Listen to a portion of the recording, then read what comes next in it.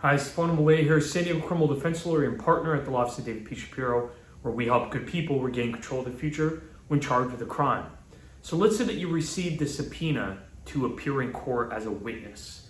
Should you go? Well, yeah, you should go. It's a lawful order for you to appear in court. And if you don't go, here's what a judge could do.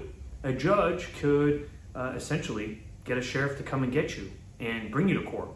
And if you take the stand and you refuse to comply with the court order, you can be held in civil contempt, in which case the judge could imprison you for up to 5 days and fine you $1,000.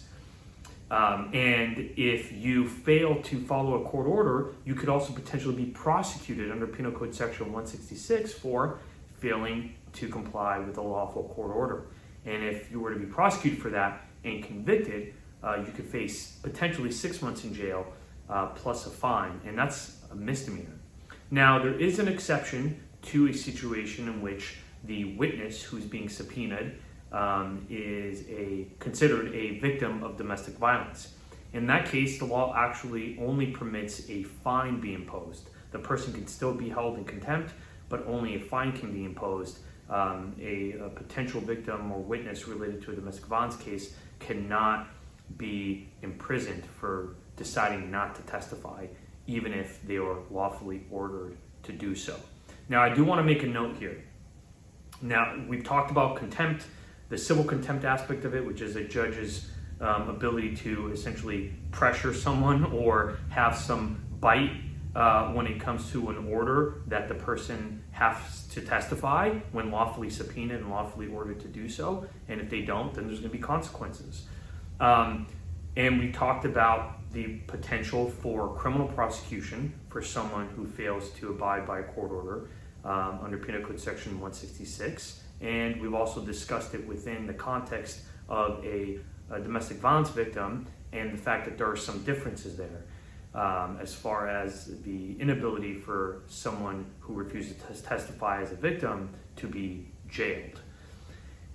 Now, it's important here that if someone is considered a witness, that nothing be done that can be interpreted as potentially interfering with that person showing up to court or talking to police or participating in the court process.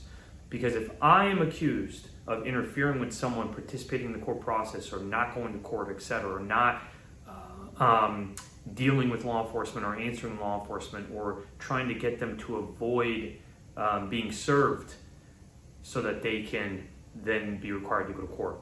All that is considered dissuading a witness, potentially. And that can result in felony charges. And not just felony charges, right?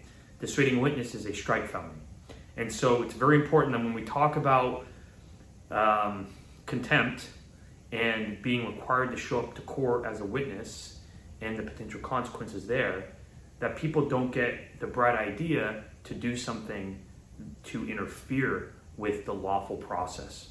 That is a big no-no, and the law is not friendly towards those who attempt to dissuade a witness or dissuade a witness to participate in criminal investigation or the court proceedings, etc. So, hope this discussion was somewhat helpful.